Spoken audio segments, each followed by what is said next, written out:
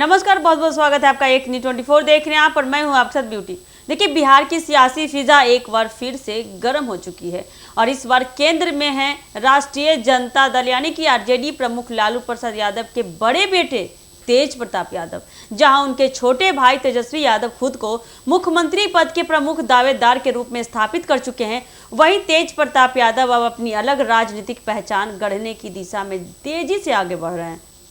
तेज प्रताप ने हाल ही में विकास वंचित इंसान पार्टी यानी कि वीवीआईपी के साथ गठबंधन कर यह साफ संकेत दे दिया है कि वे आगामी बिहार विधानसभा चुनाव 2025 को लेकर बेहद गंभीर है और अपनी अलग राजनीतिक जमीन तैयार करना चाहते हैं। इस गठबंधन के पीछे उनका उद्देश्य स्पष्ट रूप से जाहिर होता दिख रहा है।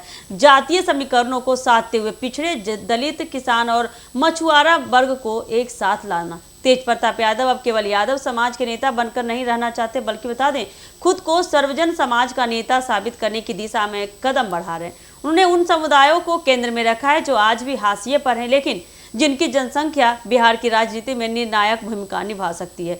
मल्लाह समुदाय यानी निषाद वर्ग की बिहार में अच्छी खासी आबादी है, जो पारंपरिक रूप से बटा हुआ वोट देती रही है। तेज प्रताप इस समुदाय को विकास वंचित इंसान पार्टी यानी कि वीवीआईपी के जरिए एक मंच पर लाना चाहते हैं, जो खुद को मल्लाह समाज की पार्टी बताती है। यादव समाज का एक बड़ा हिस्सा अब भी तेज प्रताप यादव के प्रभाव में है, खासकर ग्रामीण इलाकों में जहां उनकी सीधी पकड़ मानी जाती है। बतौर लालू प्रसाद यादव के पुत्र उन्हें इस वर्ग का नैसर्गिक समर्थन प्राप्त है। दलित समुदाय को जोड़ने के लिए तेज प्रताप लगातार दलित नेताओं से संपर्क बना रहे हैं। उन्होंने हाल में कई दलित प्रतिनिधियों से मुलाकात की है और अपनी पार्टी में उनकी भागीदारी सुनिश्चित करने की कोशिश भी की है। किसान वर्ग को साथ लेने के लिए तेज प्रताप यादव लगातार खेत और खलिहानों में पहुंच रहे हैं।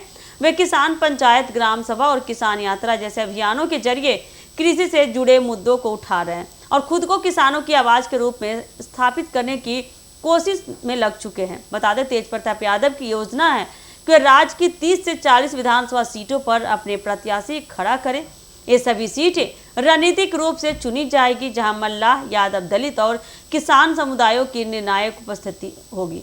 संभावित जिलों में समस्तीपुर, मधुबनी, सुपौल, मधेपुरा, पटना ग्रामीण, सिवान, छपरा, पूर्वी और पश्चिमी चंपारण, दरभंगा और बेगूसराय शामिल है। इन क्षेत्रों में जातीय समीकरण तेज प्रताप के पक्ष में हो सकते हैं यदि उनका गठबंधन जमीनी स्तर पर सक्रियता दिखाता है।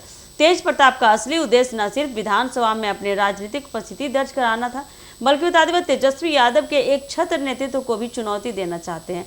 वे खुद को असली समाजवादी और ग्रामीण जनता की सच्ची आवाज के रूप में प्रस्तुत कर रहे हैं। अपने भाषणों और जनसभाओं में वे लगातार गरीब, किसान, पिछड़े, दलित और अल्पसंख्यकों के मुद्दे जोर शोर से उठाते हैं। तेज प्रताप यादव ने एक सुनियोजित रणनीति के तहत नए राजनीतिक समीकरणों की नींव रख दी है। मल्लाह, यादव, दलित और किसान वर्गों को एक मंच पर लाने की उनकी कोशिश अगर सफल रही तो यह गठबंधन आने वाले चुनाव में कई बड़े नेताओं के लिए चिंता का कारण बन सकता है। अब देखने वाली बात तो यह होगी कि क्या तेज प्रताप यादव की यह रणनीति कितनी कारगर सिद्ध होती है और वे कितनी सीटों पर अपनी छाप छोड़ पाते हैं। तो देखने के लिए बने रहिए हमारे एक न्यूज़ 24 के साथ। दीजिएगा इजाज़त। धन्यवाद।